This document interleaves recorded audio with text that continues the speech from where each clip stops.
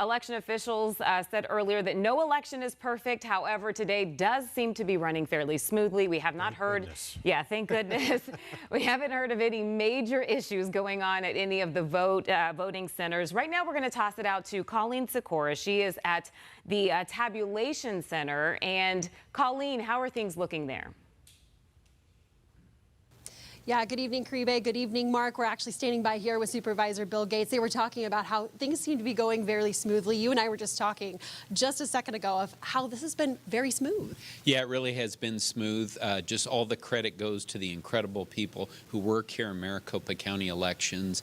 And we're just thrilled. You know, people had over 220 vote centers to go to across the county. We had about 74,000 people show up in person, vote in person. And then at this point, we don't know how many people dropped off the early ballots, but you're certainly allowed to do that. So we'll see that later on in the evening. We'll get a sense of what that number is. Yeah, absolutely. And I'd love to talk with you more about turnout as well. Obviously, 74,000, less than what you guys anticipated, I believe 94,000.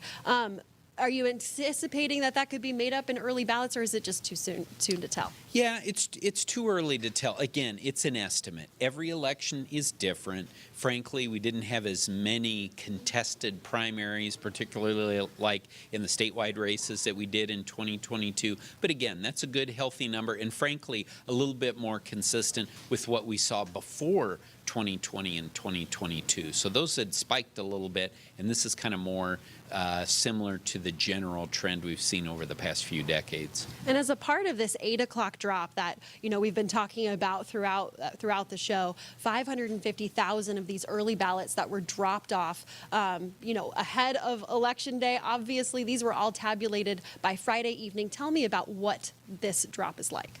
Yeah, so that drop, like you said, around 550,000. So these were early ballots that were either dropped off or were mailed in, starting all the way back on July 3rd when the recorder first sent out the mail-in ballots. So, like I said, that's all of those. And we're very fortunate. The state legislature changed the law over the past few years, so now we're able to go ahead and tabulate those so that we were ready to put that big number out. A significant percentage of the total votes that were cast in this election were out by 8 p.m.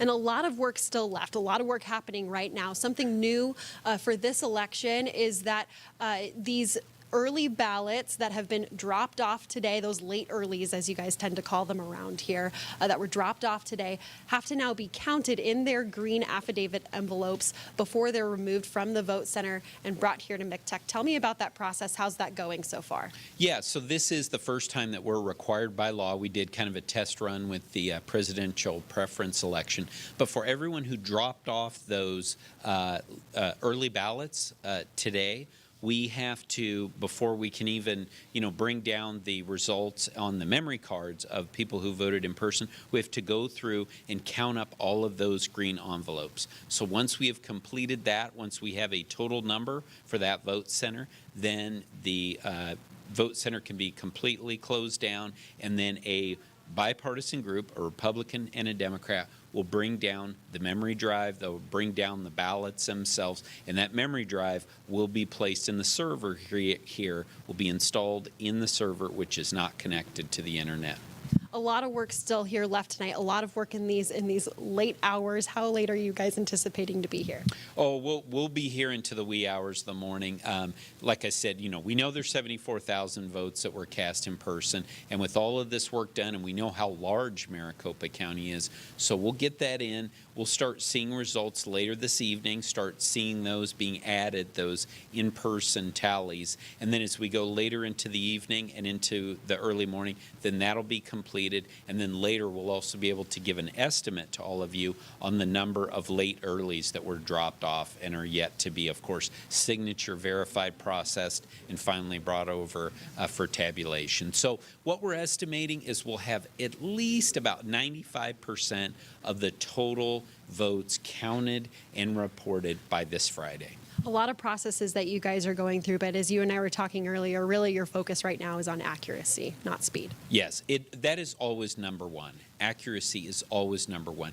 You can see we've got close races. We always have close races. We got to get this right. Having said that, we understand that people are going to be paying very close attention to a lot of these close races. So we've done certain things here within the law that we've invested millions of dollars here to help speed that process up a little bit. So hopefully our folks will see that as we move forward this so we can complete it and be in a position for my colleagues and I and the Board of Supervisors to canvass the vote on August 12th.